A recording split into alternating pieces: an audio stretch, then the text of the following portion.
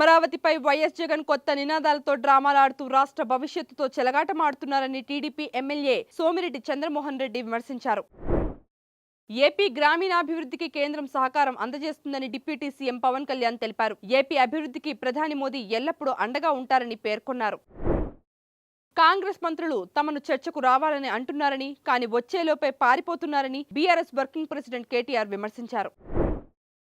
ఉప్పల్ భగాయత్ పరిధిలో తెలంగాణ ఉద్యమకారులకు ఇళ్ల స్థలాలు కేటాయించాలని డిమాండ్ చేస్తూ తెలంగాణ రక్షణ సేన పార్టీ అధ్యక్షురాలు కల్వకుంట్ల కవిత ఆందోళన చేపట్టడంతో ఆమెను పోలీసులు అరెస్టు చేశారు.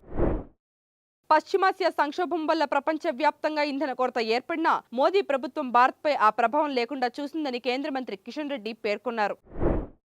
పూణేకు చెందిన బిల్డర్ కేతన్ అగర్వాల్ ను లోహ్గఢ్ కోటపై నుంచి లోయలోకి ఎవరు నెట్టారనే దానికి ప్రత్యక్ష సాక్ష్యాలు లేకపోవడంతో నిందితురాలు శ్రేయా గోయల్ కు లై డిటెక్టర్ పరీక్షలు నిర్వహించేందుకు అనుమతించాలని పోలీసులు కోర్టును కోరారు.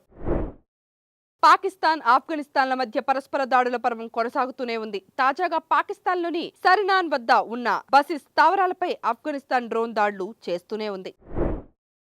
భారత్ జపాన్ వార్షిక సదస్సులో జపాన్ తొలి మహిళా ప్రధాని సునాయ్ తకైచిని ప్రధానమంత్రి నరేంద్ర మోదీ తన చెల్లెలు అని సంబోధించగా ఆమె కూడా సోదర బంధంతో ఇరు దేశాలు సంబంధాలను మరింత బలోపేతం చేస్తామని ఆనందం వ్యక్తం చేశారు. కథను, తన పాత్రను పూర్తి స్థాయిలో నమ్మి పక్కా ప్రణాళికతో మేకోవర్ అవ్వడానికే సినిమాల మధ్య తాను ఎక్కువ బ్రేక్ తీసుకుంటున్నానని హీరో అఖిల్ అక్కినేని స్పష్టం చేశారు. ఆగస్టులో ఐసీసీ వరల్డ్ టెస్ట్ ఛాంపియన్షిప్ లో భాగంగా 2 టెస్ట్ మ్యాచ్ల సిరీస్ కోసం భారత క్రికెట్ జట్టు శ్రీలంకలో పర్యటించనుందని శ్రీలంక క్రికెట్ బోర్డు షెడ్యూల్ ను అధికారికంగా ప్రకటించింది. Please subscribe to the channel and download the Politicos app from the links in the description.